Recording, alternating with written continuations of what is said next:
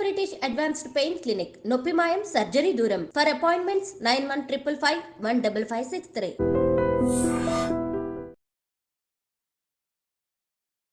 Hi hello నమస్తే welcome to iDream. నేను journalist Pasha.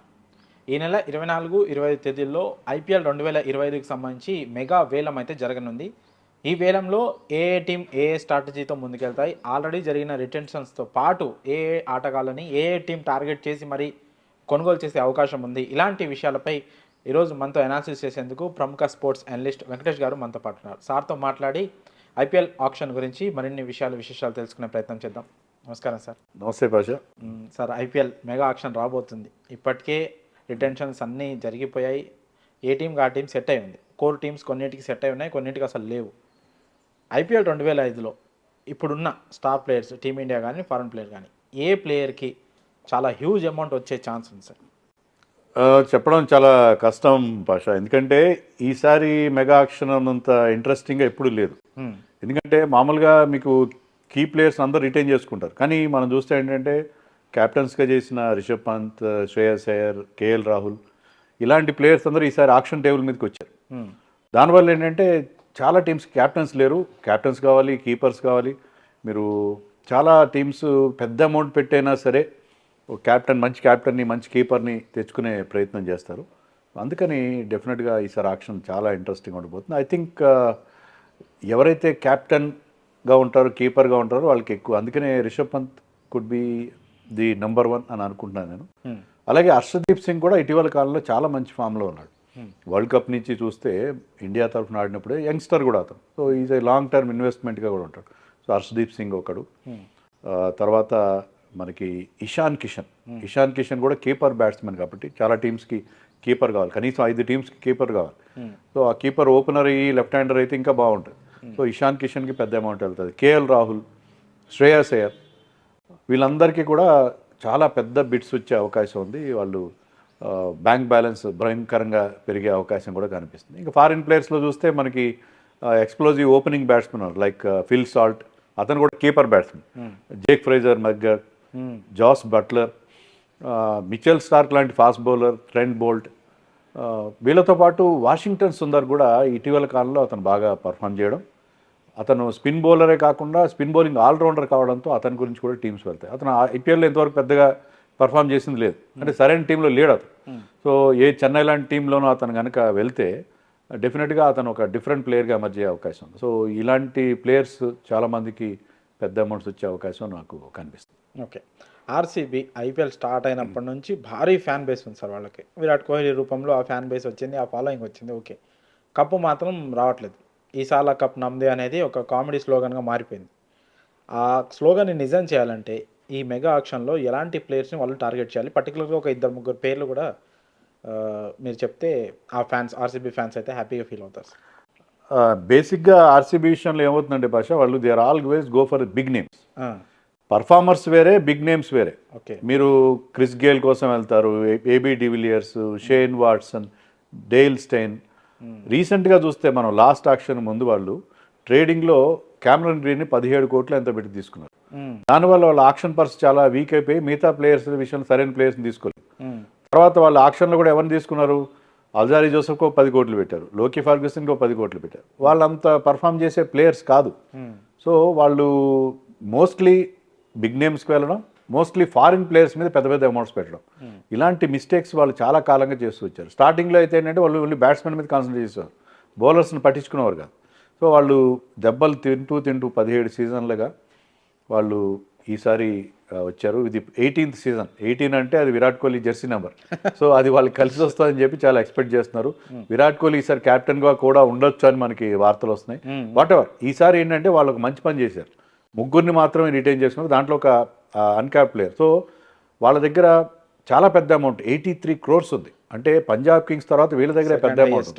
So వాళ్ళు ఈసారి బెస్ట్ ప్లేయర్స్ని తీసుకోవాలి. వాళ్ళు చేస్తున్న పాత మిస్టేక్ ఏంటంటే ఇండియన్ కోర్ సరిగ్గా పెట్టుకోకపోవడం. సో ఇండియన్ కోర్ని వాళ్ళు బాగా మెయింటైన్ చేయాలి. దానికి ఇండికేషన్ కూడా మనకి ఎక్కడ కనిపించిందంటే వాళ్ళు రిటైన్ చేసుకున్న 3 ప్లేయర్స్ కూడా ఇండియన్ ప్లేయర్స్ని రిటైన్ చేసుకున్నారు. వాళ్ళు రిటైన్ చేసుకున్న Rajat Patidar, Virat Kohli and Yash Dayal 3 Indian players. So వాళ్ళు ఇండియన్ కోర్ని వాళ్ళకి గతంలో లేని ఆ ప్రాబ్లమ్ సాల్వ్ చేసుకున్నారు. అంటే మీకు టాప్ ఆర్డర్లో ఇప్పుడు చెన్నై కానీ ముంబై కానీ ఇండియన్ కోర్ చాలా స్ట్రాంగ్గా ఉంటుంది. బ్యాటింగ్ లైనప్లో ఇండియన్స్ ఎక్కువ మంది ఉంటారు. సో వాళ్ళు ఈ కేఎల్ రాహుల్, రిషబ్ పంత్ ఇలాంటి ప్లేయర్స్ని టార్గెట్ చేస్తే ఏంటంటే వాళ్ళకి బ్యాటింగ్లో ఇండియన్ ప్లేయర్స్, సాలిడ్ ప్లేయర్స్ ఉండే అవకాశం ఉంది. విల్ జాక్స్ని వాళ్ళు బైబ్యాక్ చేయడము, ఆర్టీఎమ్స్ కూడా ఉన్నాయి వాళ్ళ దగ్గర. ఆర్టీఎం యూజ్ చేసుకుని విల్ జాక్స్ లాంటి ప్లేయర్ని, మ్యాక్స్వెల్ లాంటి ప్లేయర్ తీసుకోవాలి, సిరాజ్ని తీసుకోవాలి. ఎందుకంటే ఇండియన్ ప్లేయర్స్ ఇది గతంలో మనకి 4 ఫారిన్ ప్లేయర్స్, 7 ఇండియన్ ప్లేయర్స్ ఉండేది లెక్క.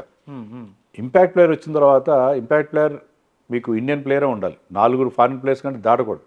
సో మీకు 8 మంది ఇండియన్ ప్లేయర్స్, 4 ఫారిన్ ప్లేయర్స్ ఉన్నారు. So your focus should be on Indian players.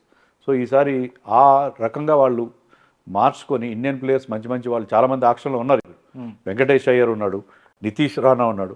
Batting విషయానికి వస్తే బౌలింగ్ విషయంలో మహమ్మద్ షమి, సిరాజ్తో పాటు మీకు ప్రసిద్ధ్ కృష్ణ లాంటి బౌలర్స్, లోకల్ మ్యాన్.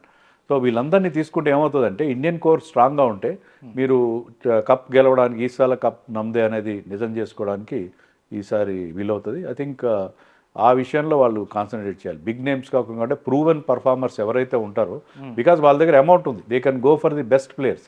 ఈసారి ఆక్షన్ పర్ఫార్మెన్స్ చాలా ఇంపార్టెంట్. ఆక్షన్లో బాగా పర్ఫార్మ్ చేస్తే half the battle one. So వాళ్ళు సగం బ్యాటిల్ ఇక్కడే గెలిచినట్టు. సో ఆస్ట్రేలియాలో బాగా పర్ఫామ్ చేస్తే అందరూ విరాట్ కోహ్లీని బ్లేమ్ చేస్తారు, అది క్యాప్టెన్సీ అని చెప్పి రకరకాలుగా చెప్తారు. కానీ మీరు సరైన టీంని సమకూర్చుకోవడం చాలా ఇంపార్టెంట్. మంచి టీంని కనుక మీరు సమకూర్చుకుంటే మీరు ఖచ్చితంగా టైటిల్ కంటెన్షన్లోకి వచ్చే అవకాశం ఉంటుంది. ఓకే, ఈసారి విరాట్ కోహ్లీ కెప్టెన్సీ చేసే ఛాన్స్ ఉందని మీరు అన్నారు సార్. గతంలో సరే కోహ్లీ మంచి కెప్టెన్, ఆ విషయం పక్కన పెడితే గతంలో అతను కెప్టెన్సీలో అన్నప్పుడు కూడా ఆర్సీబీ కప్పు గెలవలేదు. ఆ తర్వాత తనకు తానే కెప్టెన్సీ వదిలేశాడు. ఒక 3 years ఫ్యాబ్ డు ప్లెసిస్ చేశాడు, అప్పుడు కూడా కప్పు రాలేదు. మళ్ళీ తనే కెప్టెన్సీ తీసుకుంటే ఆర్సీబీకి కప్పు వచ్చే ఛాన్స్ ఎంతవరకు ఉంది? ఇన్ని రోజులు గ్యాప్ వచ్చింది కెప్టెన్సీలో, మళ్ళీ విరాట్ కోహ్లీ ఆ కెప్టెన్సీని హ్యాండిల్ చేయగలడా? కొత్త టీం రాబోతుంది, స్క్వాడ్ అంతా దాదాపు కొత్త స్క్వాడ్ ఉండబోతుంది. ఎలా ఉండబోతుంది sir Virat Kohli captaincy strategy? కానీ అంటే ఇప్పుడు టీంకి కెప్టెన్ ఒకరు ఉంటారు, లీడర్షిప్ గ్రూప్ అని ఒకటి ఉంటుంది. ఆ లీడర్షిప్ గ్రూప్లో విరాట్ కోహ్లీ ఎప్పుడూ ఉంటాడు. ఆ టీంకి ఫ్యాబ్ డు ప్లెసిస్ క్యాప్టెన్ చేసి ఉండొచ్చు గత కొద్ది సీజన్లుగా, కానీ ఆ టీం ఎప్పుడు విరాట్ కోహ్లీ వైపే చూస్తుంది. అది విరాట్ కోహ్లీ టీమ్గానే ఐడెంటిఫై అవుతుంది. యంగ్స్టర్స్ అందరూ కూడా విరాట్ కోహ్లీ సజెషన్స్ కోసం, అది గైడెన్స్ కోసం చూస్తారు. So it is always been Virat Kohli's team RCB. So ఇప్పుడు కూడా అదే ట్రెండ్ ఉంటుంది. విరాట్ కోహ్లీ క్యాప్టెన్గా ఉన్నా లేకపోయినా కూడా లీడర్గా ఎప్పుడు ఆ టీంకి అతని లీడర్షిప్ ఎప్పుడు ఉంటూనే ఉంటుంది. సో ఇప్పుడు పెద్దగా మార్పే ఉండదు. విరాట్ కోహ్లీ క్యాప్టెన్ అయినందువల్ల ఇంకా బెటర్గా ఉంటుంది. ఎందుకంటే విరాట్ కోహ్లీ లాంటి క్యాప్టెన్ ఆ ఎనర్జీ తీసుకొస్తాడు, ఎక్స్ట్రా ఎనర్జీ తీసుకొస్తాడు, ఎక్స్ట్రా మోటివేషన్, ఎక్స్ట్రా కసి అతనిలో మనకి కనిపిస్తుంది. సో విరాట్ కోహ్లీ ఇప్పుడు రైట్ ఫ్రేమ్ ఆఫ్ మైండ్లో ఉన్నాడు. ఇండియా క్యాప్టెన్స్ అని వదులుకున్నాడు. సో ఇప్పుడు అతను ఈ టీంని లీడ్ చేసి టైటిల్ గెలిస్తే కనుక అద్భుతంగా ఉంటుంది. సో ఇది ఒక రిడెంప్షన్, బ్రహ్మాండమైన రిడెంప్షన్గా అవుతుంది. కాబట్టి ఐ థింక్ టీం కనుక బాగా ఆక్షన్లో పర్ఫార్మెన్స్ బట్టే మనం చెప్పొచ్చు ఈసారి కప్ కొట్టగే అవకాశం ఉంటుందో లేదు. ఆక్షన్లో they have to perform well. మంచి ప్లేయర్స్ని ఎవరైతే ఈసారి లక్కీగా ఏంటంటే వాళ్ళకు హెడ్ కోచ్తో పాటు దినేష్ కార్తిక్ కూడా వాళ్ళు బ్యాటింగ్ కోచ్గా తీసుకున్నారు. సాల్బీ అని ఒక బౌలింగ్ కోచ్. సో ఇండియన్ కోచ్లు ఎక్కువగా, ఇది గతంలో ఏంటంటే వాళ్ళు న్యూజిలాండ్ ప్లేయర్స్ మీద, కోచ్ల మీద, వాళ్ళ మీద, మైక్ హసన్ లాంటి వాళ్ళ మీద డిపెండ్ అయ్యారు. మైక్ హసన్ ఒకసారి వాళ్ళకి ఒక ప్లేయర్ని, I even forgetting his name, ఒక ఆల్రౌండర్, న్యూజిలాండ్ ఆల్రౌండర్ని 14 కోట్లు పెట్టి కొనిపించాడు. సో అతను ఏమాత్రం is basically test player. So ఇలాంటి పరిస్థితి మనకు కనిపిస్తుంది. మీరు ఇండియన్ ప్లేయర్స్ని కాన్సన్ట్రేట్ చేయకుండా ఫారిన్ ప్లేయర్స్ మీద ఎక్కువ డబ్బులు పెట్టడం అనేది గతంలో చూసాం. కానీ ఈసారి ఆ ట్రెండ్ మారే ధోరణి మనకు కనిపిస్తుంది. ఓకే, విరాట్ కోహ్లీ కెప్టెన్గా ఉన్నా లేకపోయినా ఒక లీడర్ రోల్లో కనిపిస్తూ ఉంటాడు. అంటే దాన్ని ఒక రకంగా షాడో కెప్టెన్సీ కూడా అనొచ్చు. అదే ఆర్సీబీకి మైనస్ ఇస్తుందని ఎందుకు అనుకోకూడదు సార్?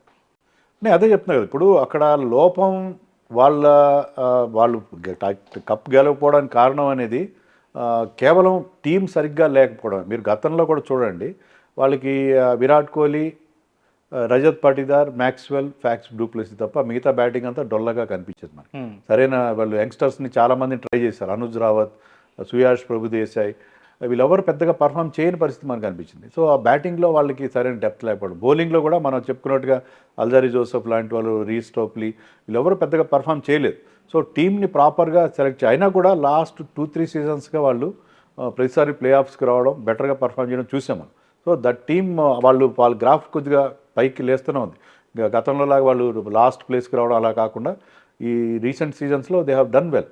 సో ఐ థింక్ వాళ్ళ థింకింగ్లో మార్పు వచ్చింది. ఈసారి ఆక్షన్లో కనుక బాగా పర్ఫామ్ చేస్తే అది విరాట్ కోహ్లీ, ఒకవేళ విరాట్ కోహ్లీ కెప్టెన్ ఈసారి కూడా ఓడిపోతే ఆక్షన్ పర్ఫార్మెన్స్ తర్వాత then you can blame Virat Kohli. అంతేగాని వాళ్ళు గెలకపోవడానికి విరాట్ కోహ్లీనే కారణం అనే టాక్ కూడా ఉంటుంది. విరాట్ కోహ్లీకి ఎంతమంది ఫ్యాన్స్ ఉంటారో హేటర్స్ కూడా ఉంటారు, కొంతమంది అలా భావిస్తారు. కానీ I don't think that is correct.